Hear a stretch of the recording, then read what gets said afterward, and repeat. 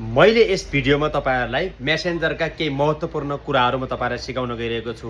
एउटा कुरा जस्तो हामी चाहिँ अनलाइनमा भएर पनि अफलाइन देखाउने अनि अर्को चाहिँ मेसेन्जरमा कुरा भएका सबैजना साथीहरूलाई एकैचोटिमा डिलिट गर्न सकिने। जस्तै हामीले कुनै मेसेन्जरमा साथीहरूलाई डिलिट गर्नु छ भने एकजनाको भित्र गएर डिलिट गर्ने अथवा एउटा गर्थ्यौँ नि, त्यसरी नै सबैजनाको एकैचोटि मेसेजमा कोलाई गरिरहेको छ 1 मिनेटमा सबैजनाको चाहिँ डिलिट गर्ने तरिका। अर्को कुरा हामीले चाहिँ हाम्रो मेसेन्जरमा कुरा गरेको साथीहरूलाई पिनमा राख्ने। त्यसको मतलब केही इम्पोर्टेन्ट साथीहरू छन् तिनलाई चाहिँ अगाडि मेसेन्जर खोल्न बित्तिकै देखिने ठाउँमा राख्नुको पिन गर्ने भन्छ, त्यसलाई पिन गर्ने। अर्को कुरा तपाईहरुलाई कसैले मेसेन्जरमा मेसेज पठायो र तपाईहरुले त्यसलाई ओपन नगरेर बाहिरैबाट हेर्ने तरिकाहरू।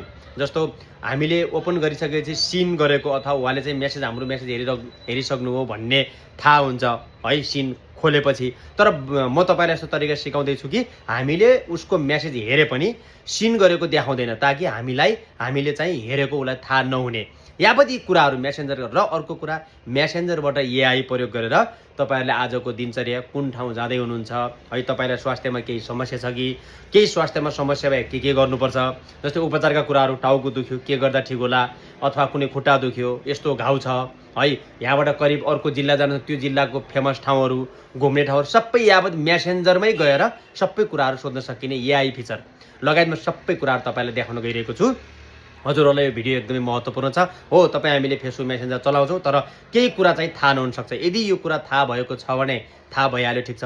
थाहा नभएकाहरूको लागि यो भिडियो एकदमै महत्त्वपूर्ण छ। यो भिडियो अन्तिमसम्म स्किप नगरेर हेर्नुहोला। यदि नयाँ हुनुहुन्छ भने हाम्रो यो पेजलाई फलो गर्नुहोला र तपाईहरुको आफन्तजन परिवार जनमा यो कुरा थाहा पाउनको लागि तपाईहरुले एक शेयर गर्न नभुल्नुहोला र जस्ताको तस्तै कमेन्ट गर्नुहोला। तपाईहरुले गरेको शेयरले गर्दा मलाई पनि ऊर्जा मिल्नेछ र यस्तै सिकाउने कुराहरू म बेला बेलामा तपाईहरुलाई भिडियो लिएर आइरहने छु। अन्तिमसम्म हेर्नुहोस्। मैले लिए स्क्रिनतिर हेर्नुहोस् है त।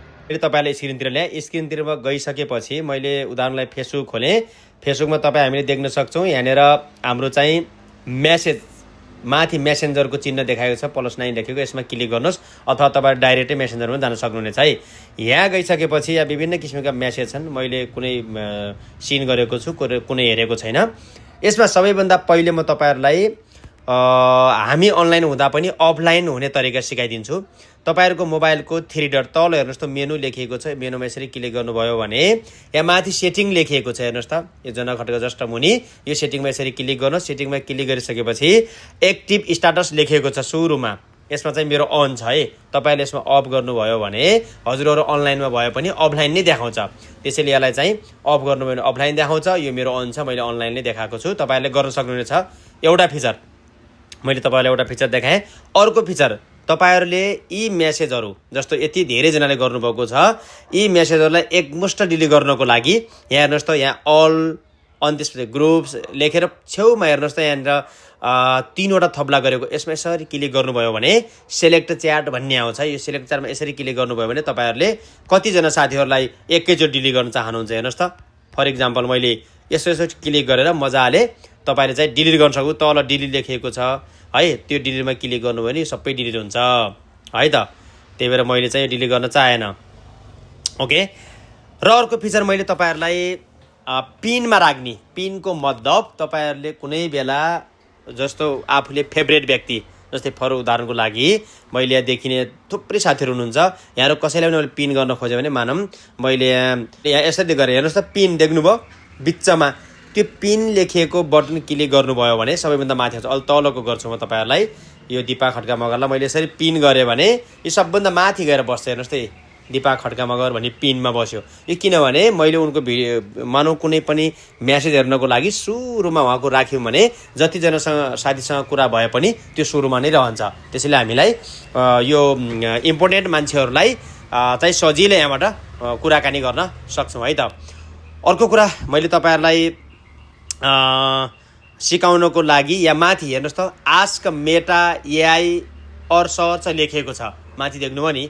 यहाँनिर गएर तपाईले मानौ एआई फिचर जुन ask Meta AI or search लेखिएको छ, यो ठाउँमा जस्तै फरक उदाहरणको लागि मैले Tulsipur TULSIPUR Tulsipur DANG Dang GHUMN घुम्ने ठाउँ अरे ठाउँहरू कुन कुन छन् कुन छन् छन् लेखेर मैले सर्च गरिदिएँ भने यसरी मेटाले चाहिँ हामीलाई मजाले हेर्नुहोस् त यहाँ थारू कल्चर देखाइदियो है। अनि त्यसपछि अम्बेकेश्वरी टेम्पल यहाँका सबै देखाइदिन्छ। हेर्नुहोस् त यहाँ कुन छन् मानव यो उसमा यो के अरे तुलसीपुर अथवा दाङमा कुन छन् यहाँ सबै देखाइदिन्छ। हेर्नुहोस् त यहाँ यस्तो छ, यो चाहिँ यो हो, यो धारापानी स्थित जहाँ के छ यस्तो छ। तुलसीपुरबाट 9 किलोमिटर दूर यस्तो कति किलोमिटर के यावती कुरा सबै देखाइदिन्छ यो मेरो। ओके, हजुरहरूले यति भिडियो हेरिसकेपछि केही न केही कुरा पक्कै पनि सिक्नुभयो।